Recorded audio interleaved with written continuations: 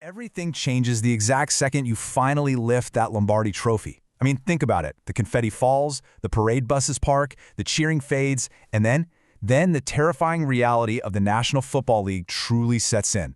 The morning after you conquer the mountain, a colossal, invisible target is painted squarely on your back. Welcome to NFL Nexus. I'm your host, and today we are diving into an explainer that breaks down the absolute anatomy of a championship defense.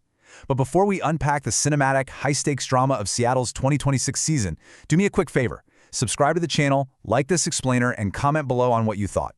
You can also actively support what we do here by becoming a channel member. Now, defending a Super Bowl title is already widely considered one of the hardest tasks in all of professional sports. But doing it while navigating a schedule engineered to systematically drain your roster physically, mentally, and emotionally, well, that is an entirely different beast. Today, we're opening the book on the Seattle Seahawks 2026 gauntlet. Let's get into it. In 2026, everyone hunts Seattle. Look, last season, the Seahawks were the hunters, right? They had that hunger, that relentless, burning drive to just prove all the doubters wrong. But now, the psychology has entirely shifted. They're no longer the underdog. They are the ultimate standard. You have to realize that every single week, whoever steps onto the field against Seattle is treating that matchup as their own personal Super Bowl. Veteran leaders in that locker room, guys like Sam Darnold, Devin Witherspoon, and Leonard Williams, they understand this brutal truth intimately. The regular season, it's no longer just a schedule on a piece of paper. It becomes a weekly, exhausting, emotional boxing match. Opponents are going to spend extra hours in the film room just for them. They'll push through minor injuries just to have a shot at taking down the Kings. Every opponent is going to deliver maximum unbridled intensity. There are absolutely no weeks off anymore. The easy victories, those are gone. Section 1. The target on their backs. General Manager John Schneider and head coach Mike McDonald, they had to confront this immense pressure the very second the offseason began. They knew the storm was coming. They knew the NFL schedule makers were going to show absolutely no mercy. And fortifying a championship castle when the entire league is literally at your gates, that requires a highly specific survival strategy. They entered the 2026 NFL Draft with only 4 selections, just 4. That severely limited Seattle's cap flexibility and their draft capital compared to all those hungry contenders chasing them. But instead of panicking or making some desperate, mortgage-the-future trades, McDonald and Schneider leaned heavily into their organizational superpower, sustainability. See, they lost established critical contributors in free agency, guys like Boye Mafe and Kenneth Walker III. And losing players of that caliber, it creates a massive void. Maffei's edge-setting presence and Walker's explosive jump cuts, you don't just easily replicate those. But instead of chasing splashy headlines to win the offseason, they targeted versatile trench players and highly instinctive defensive backs. They looked for specific, necessary traits: fluid hips, wide tackling radiuses, and high football IQs. They focused heavily on replenishing depth along the defensive front and the secondary, because they knew they didn't just need talent, they needed durable bodies. They needed system fits who could literally survive a war of attrition. And as you'll see, the structure of this 2026 schedule is going to test that exact philosophy right out of the gate. Section 2. The sandwich of sorrow. While every defending champion receives the NFL's full attention, what Seattle faces in the middle of their season is basically a cinematic climax placed right in the dead center of the calendar. We're talking about a brutal, 3-week mid-season road gauntlet specifically designed by the schedule to physically and mentally drain a roster. This isn't just a tough stretch of football games. This is a visceral, physical survival test. If you look at the history of the NFL, it stretches exactly like this that completely alter the trajectory of a potential dynasty. A team can enter a sequence like this looking completely invincible and exit it looking utterly broken. The hidden variables, the sleep debt, the compounding bruises, the absolute mental exhaustion, they accumulate here in devastating fashion. The actual logistics here are just staggering. It starts in Week 6, a Thursday night game. Now, short weeks are already a physical nightmare, requiring players to play a violent car crash of a sport on just 3 days of rest. But they have to travel to Denver. They have to play a highly physical Broncos team in the thin mountain air of Mile High. The altitude alone fundamentally changes the physiological equation, throwing the lungs into severe oxygen debt. Then, in Week 7, with their lungs probably still burning, they immediately travel east, a brutal 5-hour flight all the way across the country to Battle, Carolina.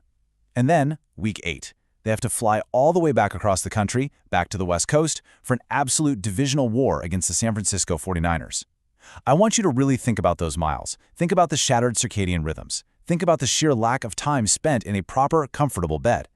There's a very precise, step-by-step toll that this exact type of travel schedule takes on a 53-man roster. As fans, we so often focus exclusively on raw talent, but veteran bodies feel every single mile by mid-season. First, the recovery windows physically shrink. You just don't have the hours in the day to flush the lactic acid from your muscles when you're sitting on airplanes. Because of that, step 2 happens. Practice intensity suffers. Coaches are forced to scale back to mere walkthroughs just to save their players' legs for Sunday, which inevitably leads to step 3. Small injuries, a tweaked ankle, a bruised shoulder, a hyperextended elbow, they start to linger much longer than expected, requiring endless hours on the trainer's tables. And finally, the absolute most dangerous step. Defensive communication starts breaking down under immense mental fatigue. In the NFL, a central nervous system that is fried leads to a half second of hesitation, a missed audible, a delayed reaction to a pulling guard. And that hesitation, that is literally the difference between a massive defensive stop and a devastating touchdown. Which brings us to the terrifying reality of Week 8. Contrast a physically battered Seattle defense, coming off thin air and endless cross-country flights, against the San Francisco 49ers' offensive philosophy. If Seattle enters Week 8 operating at less than full strength, San Francisco suddenly gains a massive, potentially insurmountable advantage. Kyle Shanahan's offense operates like a lethal, well-oiled machine built specifically to exploit defensive fatigue. Their entire scheme utilizes heavy 22 personnel, endless pre-snap shifts, and blinding motion. They demand that linebackers process complex blocking schemes in literal milliseconds. Their outside zone runs and play-action bootlegs force defenders into a state of constant hesitation. When your legs are heavy and your mind is clouded with sheer exhaustion, you're going to bite on that play-action fake just a fraction of a second too late. And against San Francisco, man, that is lethal.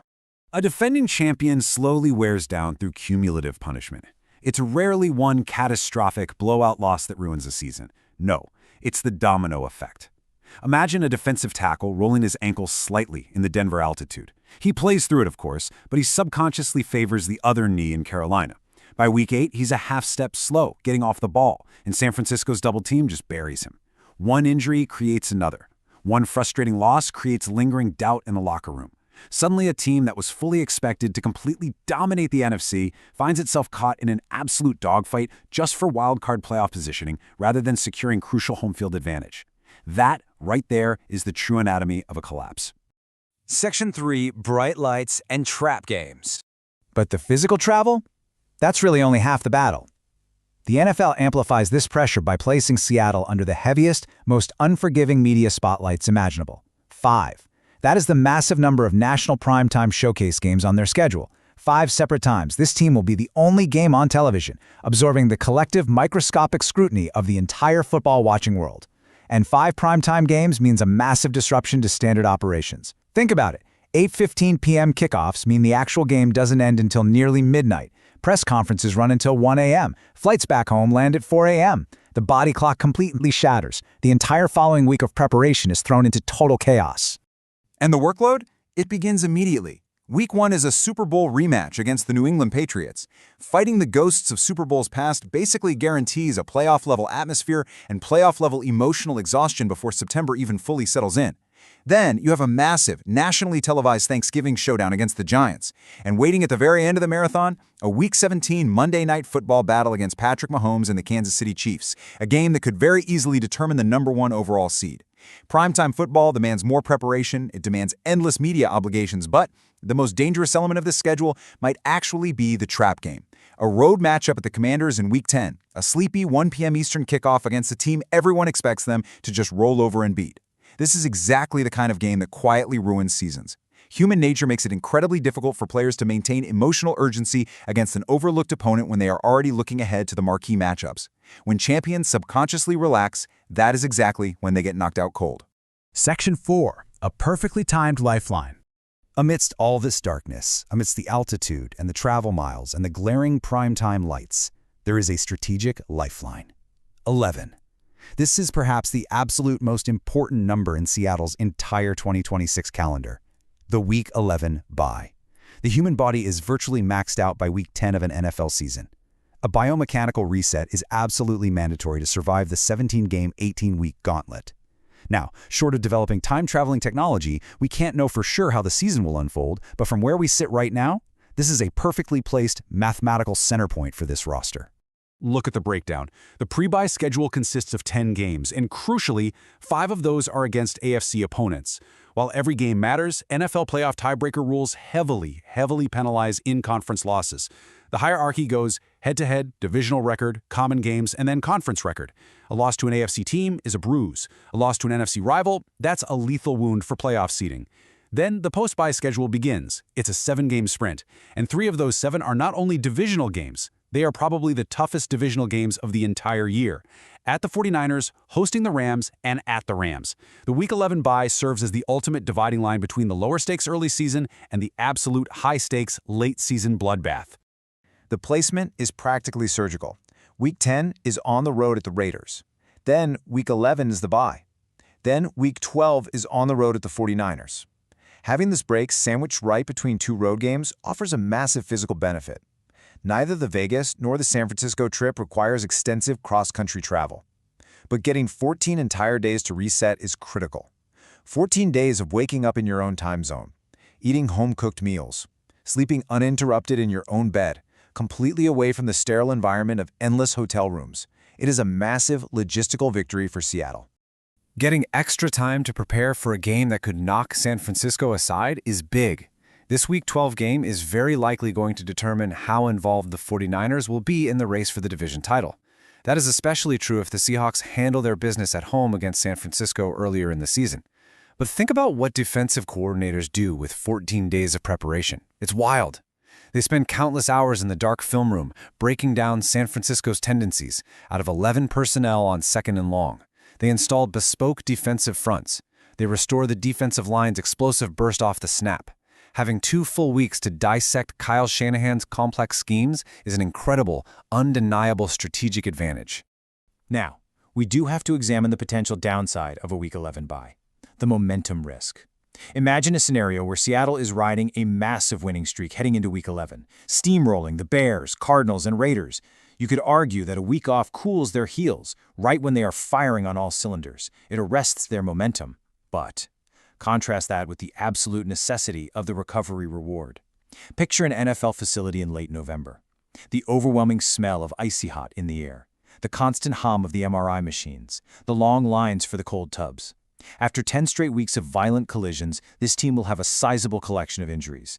The ability to heal, to finally empty that medical tent and get your stars back onto the field for the final 7-game stretch, that recovery reward far outweighs any subjective risk of losing momentum.